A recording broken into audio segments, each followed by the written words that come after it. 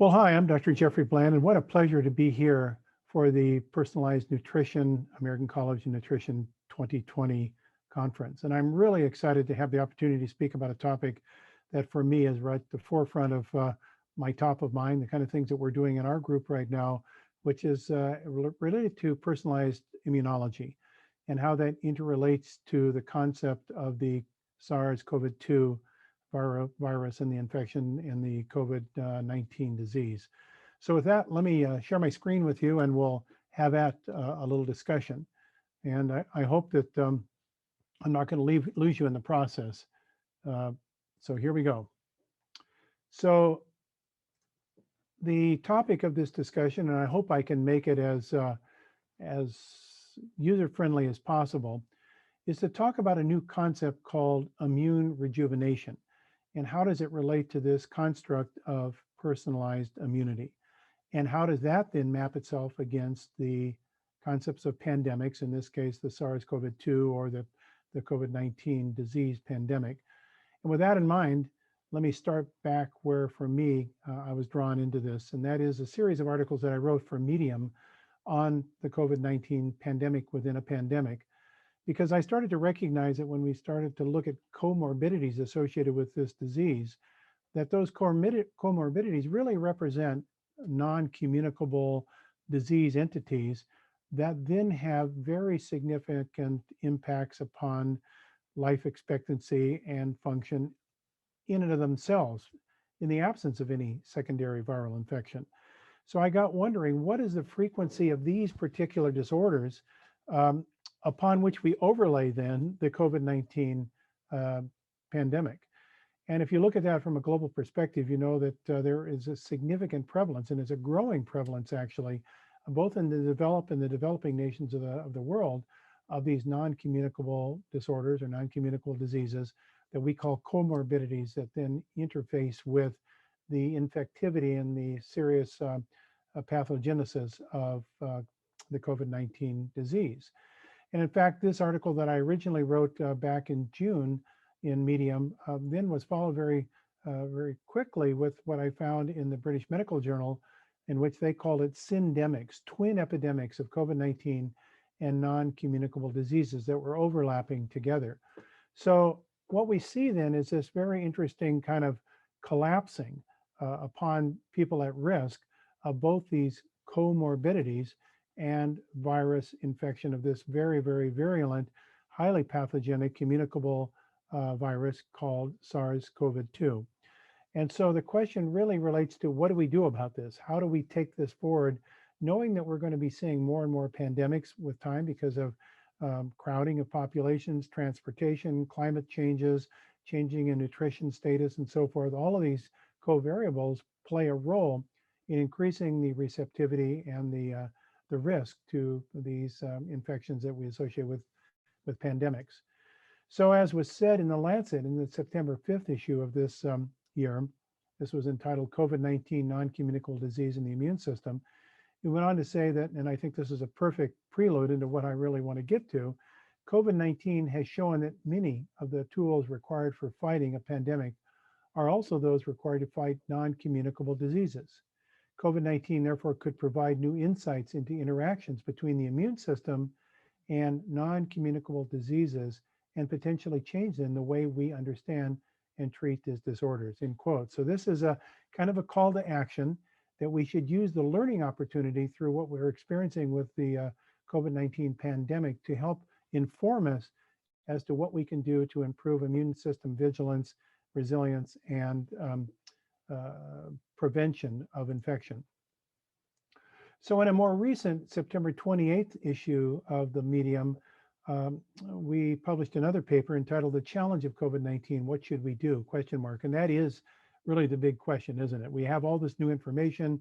It's amazing how much has been amassed since February of 2020 in understanding this unique virus with its spike proteins and its furin protease levels, and how that influences through ACE2 receptors infectivity and the transmission of this disease through this process through certain tissues that express the ACE2 receptors with high frequency, like the tissues of the nasal pharynx and the lungs. So a lot of this has really come about through our extraordinary scientific community bringing this information to light over the last 6 or 8 months. And now the question is, what do we do with it all?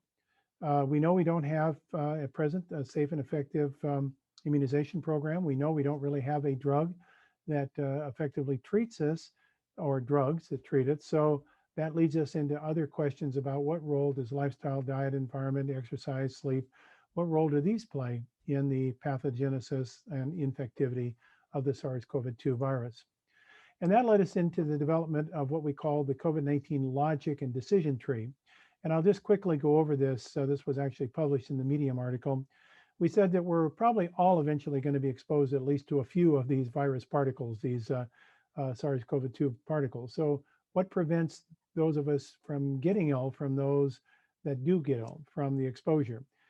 And so in the body, we're exposed to the virus. The virus binds to these ACE2 furin and TMPRSS2 binding sites. These receptors then are in the respiratory tract, eyes, and in the digestive tract. They then signal and allow for entry of the virus into the cell where it can replicate.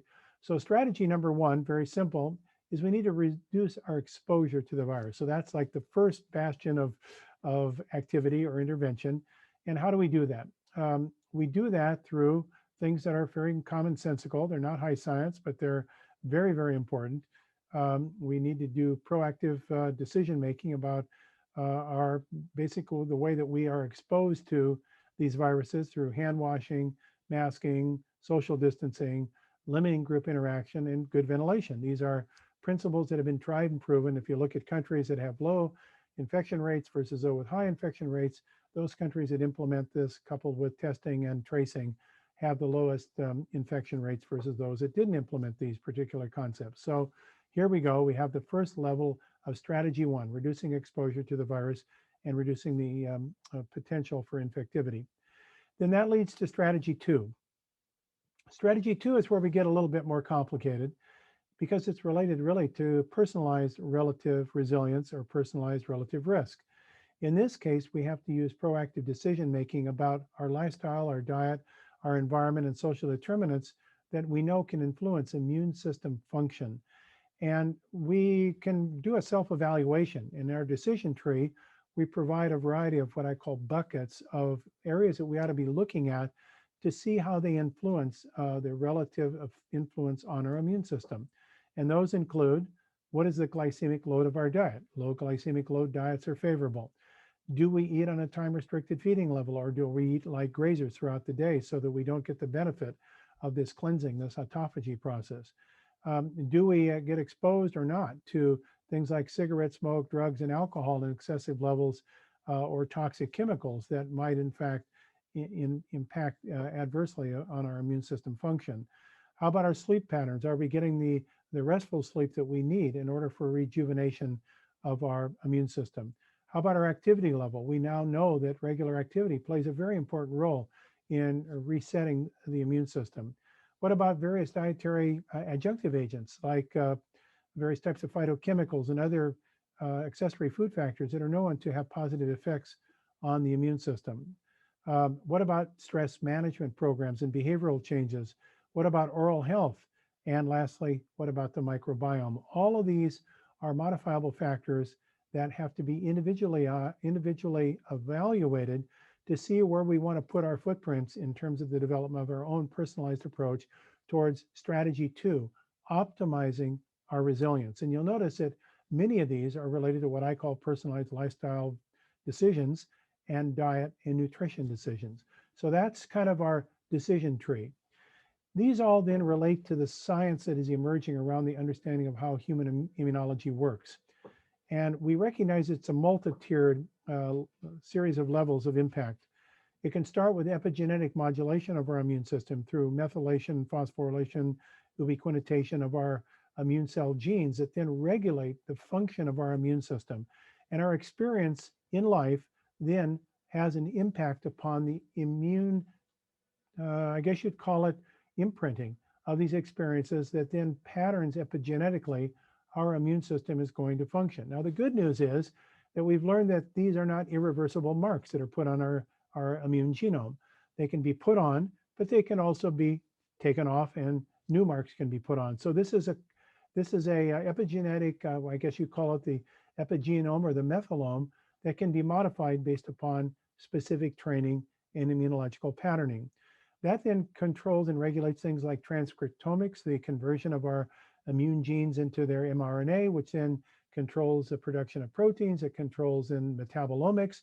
It controls in the cellular level the production of various cell messengers from the immune system, things like cytokines, prostaglandins, leukotrienes, all these messenger molecules that then ultimately controls our clinical outcome in terms of our immune system. So there's a lot more control and regulatory variables that we have on immune system function if we start using this decision tree and looking at how diet, nutrition, lifestyle, and environment play roles in modulating immune system function.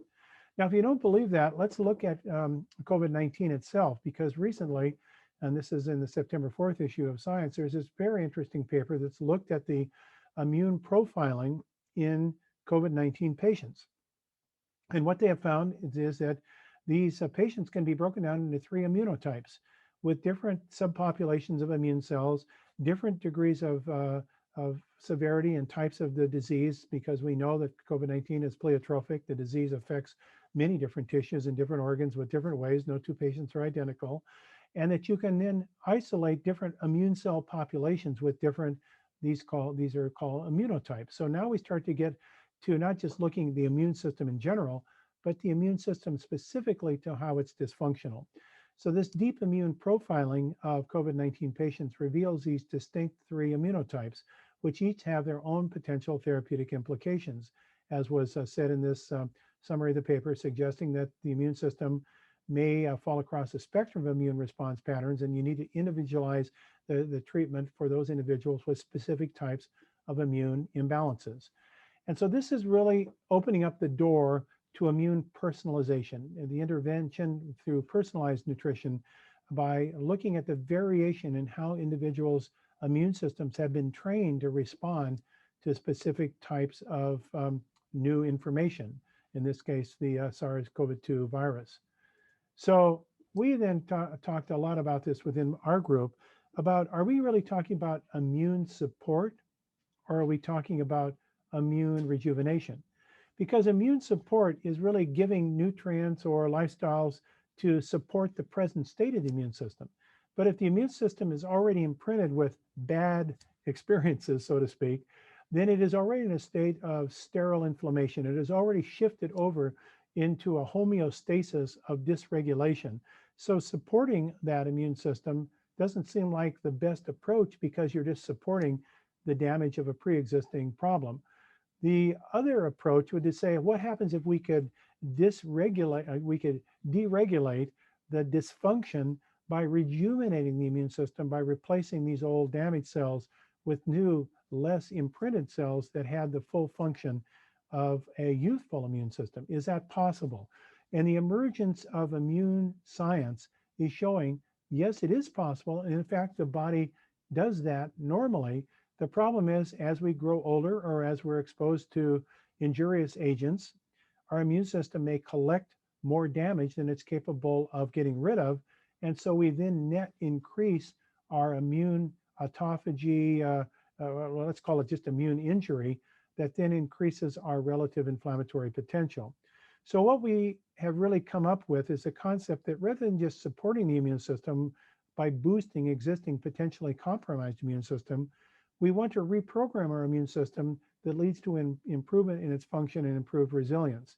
We need, therefore, to look at this more holistically, more systemically, using the systems biological approach towards improving the functional capability of the immune system through its rejuvenation.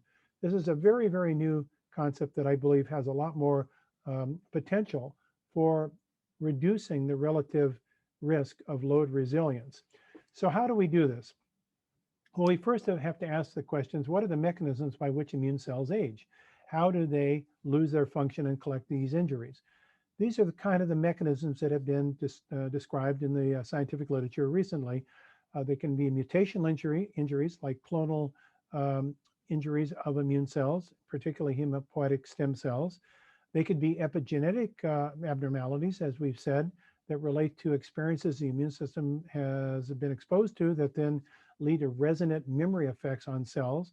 It could lead to injury of mitochondrial DNA, which mitochondrial DNA is probably 10 times more susceptible to injury than is intracellular DNA, native DNA, because it is less protected against injury and more available for mutational damage. So this relates to how we cleanse damaged mitochondria. By the way, there's only one nuclear DNA cell, but there are literally hundreds of mitochondria in a cell. So mitochondrial energy, this is what you would call the, not the homoplasty, but the heteroplasty of mitochondrial DNA.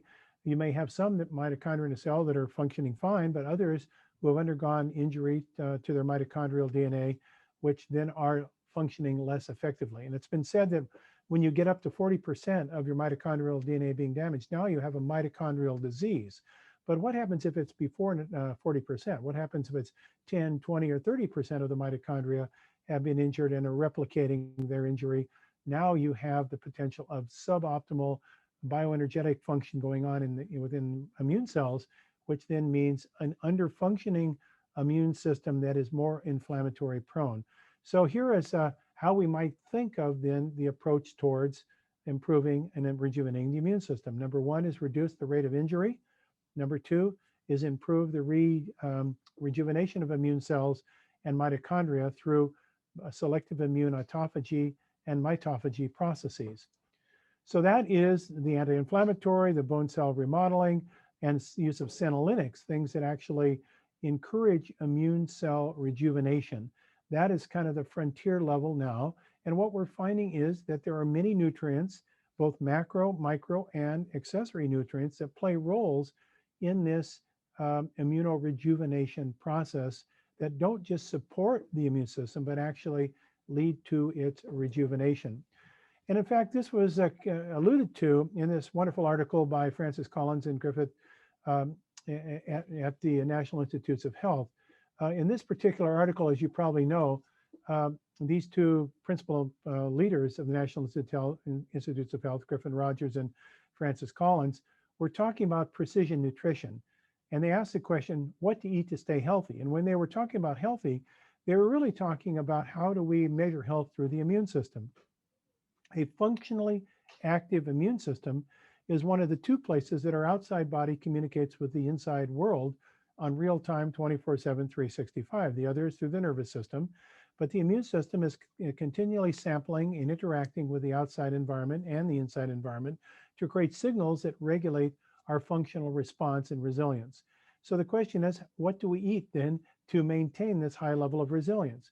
And they say, and I quote from the article, exploring how diet and nutritional status modifies immune response can help explain some of the variability in COVID-19 mortality and morbidity, even in individuals without diet-related chronic disease. Meaning, well before you get to disease, if you have modulated what we call comorbidities, which are really all manifestations of dysfunctional immune systems. Think about it: hypertension, cardiovascular disease, obesity, diabetes. These are all manifestations of dysfunctional immune systems. So that central aggregating factor of a dysfunctional immune system connects then to comorbidities, which connects then to increased risk of significant infection with a pathogen, a viral pathogen like SARS-CoV-2. So here we go. We're really talking about a different approach. And I recently did a very interesting webinar with Dr. Philip Calder. Dr. Calder from Southampton University Medical School in England is a world-renowned researcher, highly published, particularly in the omega-3 fatty acid and nutrition immune areas, in which he has discussed in this recent article that appeared in the British Medical Journal Nutrition, Prevention and Health in their September issue, of how nutrition interfaces with immunological function and then helps to provide functional resilience to viral infection. And so it's both the innate immune system, the first line of defense, well, actually it even begins before that, is first the barrier systems, the mucosal barrier systems that prevent then adherence and translocation of virus and other pathogens like bacteria internal to cells and systemic circulation. So first, nutrition has a role in barrier defense. This could be the blood-brain barrier. It could be the gut immune barrier. Every tissue organ system has a barrier. Secondly, then, is the first line of defense called the innate immune system, the neutrophils, monocytes, and macrophages. And then third is the acquired or adaptive immune system, the T and B lymphocytes, and these all cross-communicate, and they're all dependent upon specific aspects of our diet and also lifestyle for their function. So here is kind of a manifesto of how we might think about operating off our decision tree to increase resilience to ultimate infectious organisms. And as I mentioned, one of those buckets in our decision-making tree is the microbiome, and it's in a relationship with potential dysfunctional microbiota, which could influence then things like toll-like receptors that activates inflammatory immune response, can be and has been associated with increased hyperreactivity of the immune system and the so-called cytokine storm. So here's a very interesting paper just appeared in the September issue of the Journal of Immunology that talks about nutritional modulation of the microbiome and how that influences in a downstream immune response. Again, showing both the barrier defense effects and the effects on both innate immune system and adaptive and acquired immune system. And in this particular article, they talk about pre and probiotics playing important roles. They also talk about things we should take out of the diet, where it's like simple carbohydrate, highly refined simple carbohydrate and sugars, things that actually increase then the relative stress on the immune system, glycotoxins, for instance. All of these factors that what we should take out and what we should add back in order to enhance immune cell protection through the communication with our microbiome. Well, that begs a question then, how do we actually measure our immune cell function in an individualized fashion? Under ideal circumstances, we'd like to measure the subpopulations of each of the immune cell types so we would know exactly how our immune system was shifted or operating. And we know that the immune system exists not only in systemic circulation, but there is an immune system in virtually every tissue in our body. There's an immune system in our liver. There's an immune system, obviously, in our gut. There's an immune system in our brain, the microglia. There's now been found to be an immune system in our muscles. So these immunological principles differ in the subpopulations of different immune cell types. But if we could, in fact, understand, at least at the first level, where this dysfunction occurs within our immunological matrix, we start to then individualize more the immune intervention, this rejuvenation process, to the person rather than just a kind of a community-based, population-based approach. Well, this has been kind of evaluated, at least at first level, in this fantastic tour de force work that Stephen Horvath published a number of years ago, back in 2013, in which he did extraordinary work in looking at the methylome. And this would be the methylated portions of the reporter regions of various genes across multiple tissues, 51 healthy tissues, and looking at DNA methylation patterns. And in so doing, was able to find that one of the tissues that was significantly modified in its methylation patterns, depending upon the age of the individual and the biological function of the individual, were the immune cell genomes. So we know that methylation of our immune cell DNA plays a role in determining how our immune cells are going to function.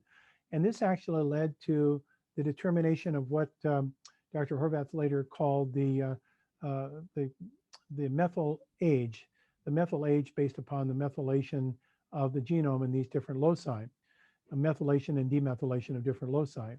So when we use the methylation concept, it then leads us to ask, is there a test that you could use this concept to use as a surrogate marker for the state of our immune system in terms of aging and its function? And one of those is to measure the methylation patterns in the genome of white cells.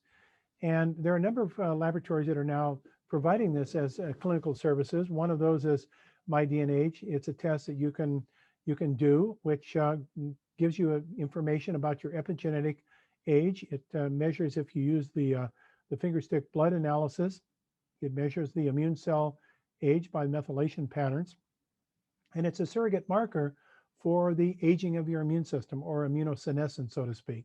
It gives you at least the first level of understanding. Another test that's similar is the true diagnostic test that is also measuring methyl age of the genome, and also ties back again to this construct of how senescent is our immune system. A third one that I'm very interested in, this Epionus. This is a company in Germany that is now doing a very interesting development of a technology where they're both measuring the methylation of the immune genome, but they're also doing it by cell counting, cell sorting. So they're sorting different immune cell types, and they're then measuring the methylation patterns of specific immune cell types to see how they're aged. So I think you can see that where we're heading right now is to go from theory to practice. We're going into where we can start to actually quantify immune cell function. Now, how does that relate to diet? Well, here is a study that I think exemplifies exactly how this all translates into practice. This was a study that was done over a number of years in Europe, looking at different populations. The data I'm showing you here is from Italian males and females, in which they were placed on a 1-year Mediterranean diet and looked at the epigenetic methylation of their immune system before and after intervention with a controlled Mediterranean diet. This is a so-called New Age project. And what they found, as you can see from the data, was over the course of a year, their methyl age, as seen by the immune system senescence, was reduced significantly through intervention with a Mediterranean diet. So this is kind of the first beachhead in which we are developing both a understanding of immunosenescence. Then we're starting to understand the immunosenescent types. Then we're starting to look at how diet and nutrition plays roles in modulating those functions with using the tools for assessing and quantifying the functional improvement over time. Now, so that takes us beyond just asking about the dietary macronutrients, but also looking at, as I mentioned, micronutrients and accessory nutrients found in various foods. It begs the question, what beyond the macronutrients, beyond the macronutrients in the Mediterranean diet and the low glycemic load may impart this benefit on immune system function? And it has to do also with the role that specific phytochemicals have, particularly members of the polyphenol family and the flavonoid family. They can have very significant influences on both mitophagy and autophagy, selective to the immune system renewal. So here is a very interesting paper recently published in Aging Research Reviews that talks actually about how to mitigate cellular immune senescence through intervention with specific phytochemically enriched diets and programs. And this to me is a very, very exciting next chapter of medical nutrition therapy, moving beyond just prevention into actually implementing potential therapeutic implications, and then being able to measure and follow outcome using these tests like the methylation of the immune genome test to see if you can actually reverse some of these early senescent properties. So when I summarize all of this, I would say what we're really talking about is a mechanistic impact on immune rejuvenation. There are 3 classes of nutrients that are being studied now to look specifically at the mechanistic role they have in this process. Number 1 are these phytochemicals I mentioned that improve innate immune function, that mitigate inflammation. Second are pre and probiotics that improve the Th1, Th2 immune function, enhance natural killer cell activity. And third are omega-3 fatty acids. All of these are undergoing very significant studies under controlled conditions to look at the effects they have on function of the immune system, specific subcellular activities of the immune system, and how that then relates to immunosenescence and lowered immune status as we both grow older in age and years, but also grow older in our biological function. So the summary takeaways for this particular concept are: we now recognize that diet does influence immune cell turnover and immunophenotype, no question about it. We know that specific type of dietary programs like fasting mimicking diets, ketogenic diets, Mediterranean diets, all have been shown to have therapeutic impact upon immunorejuvenation.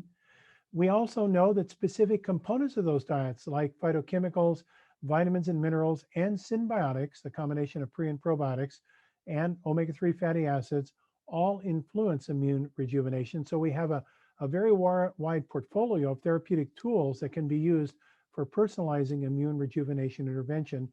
And lastly, we now recognize that immune cell genomic methylation can at least be seen as a surrogate marker for assessing immune status and immunosenescence. So we now are starting to see how to individualize and personalize based upon a quantitative marker. I hope this is somewhat helpful for you and it shows you where the future looks to, but it also looks at where we are today. Today is not too late to start moving from the concept of immune support of a damaged immune system to immune rejuvenation to a new, fresher, more renewed immune system that is more resilient and capable of defending us in this decision tree of ultimate exposure to pathogenic organisms. Thanks so much. It's really been a privilege to share this information to you. Be well.